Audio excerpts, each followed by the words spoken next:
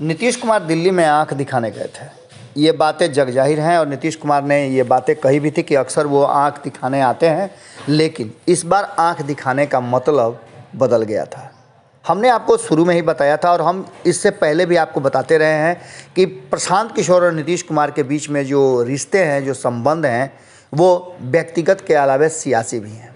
लेकिन नीतीश कुमार इस बात से दिल्ली में इनकार करके आए और उन्होंने कहा कि ये कोई राजनीतिक मुलाकात नहीं थी, बल्कि एक व्यक्तिगत मुलाकात थी। वो मिलना चाहते थे मुझसे और इसीलिए मैंने उनसे मुलाकात किया।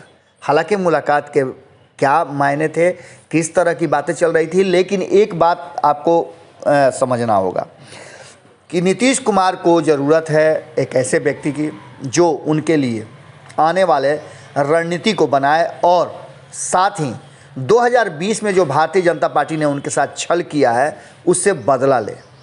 इस सारी बातों को पूरा करने के लिए कहीं ना कहीं प्रशांत किशोर की ज़रूरत महसूस होगी। और प्रशांत किशोर की ज़रूरत इसलिए महसूस होगी कि प्रशांत किशोर इससे पहले भी जब भारतीय जनता पार्टी से नीतीश कुमार और प्रशांत किशोर दोनों ठुकराए गए थे या दोनों अलग हुए थे, तो ऐसी स्थिति में दोनों एक दूसरे के सहारा बने थे। कहा जाता है कि दुश्मन का दुश्मन दोस्त होता है।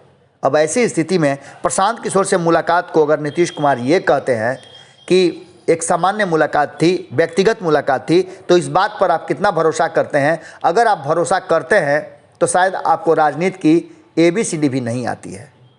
सीधी सी बात है कि प्रशांत किशोर से मुलाकात नीतीश कुमार की पूरी तरह से सियासी मुलाकात थी।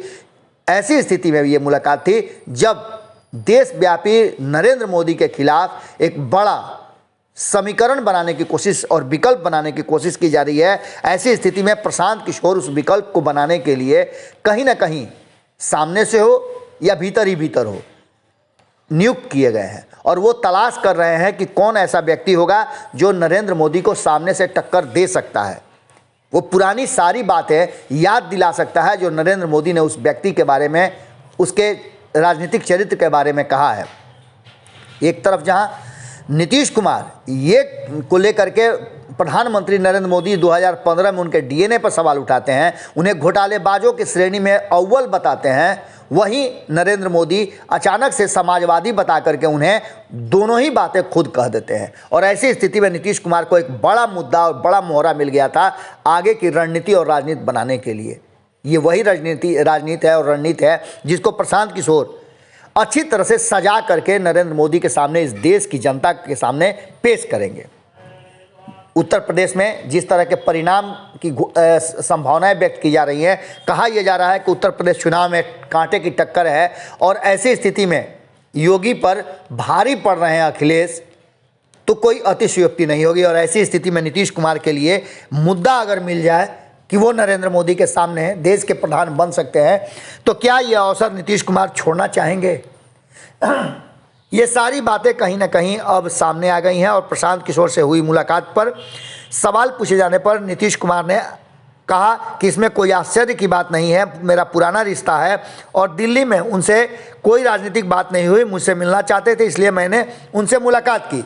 लेकिन बदली हुई परिस्थिति में जिस तरह से जदयू के भीतर सब कुछ चल रहा है, नीतीश कुमार को एक मजबूत स्तंभ चाहिए, क्योंकि ललन सिंह और RCP सिंह के बीच में टकराव, RCP सिंह से मुलाकात और RCP सिंह के माध्यम से भारतीय जनता पार्टी का नीतीश कुमार पर प्रभाव जमाना, ये सब कुछ नीतीश कुमार देख और सुन रहे हैं। ऐसी स्थिति में आप इस बात को मान लीजिए कि नीतीश कुमार और प्रशांत किशोर की मुलाकात के बड़े मायने हैं और ये मायने 1 महीना के अंदर में आपको समझ में आ जाएंगे। जुड़े रहिएगा भारत लाइव के साथ। नीतीश कुमार ने लगभग ये बात स्पष्ट कर दिया है कि वो हालांकि राजनीतिक रूप से पूरी तरह से समृद्ध हैं और सब कुछ ठीक ठाक है, लेकिन संभावनाएं कम व्यक्त की जा रही है कि वो वक्त आ गया है जब भारतीय जनता पार्टी लगातार कई राज्यों से सिमटती जा रही है। ऐसी स्थिति में नीतीश कुमार के लिए एक रास्ता, एक कुशन कहीं ना कहीं प्रशांत किशोर तैयार कर सकते हैं और इसके लिए बाकी के दलों को भी कोई इनकार नहीं होगा।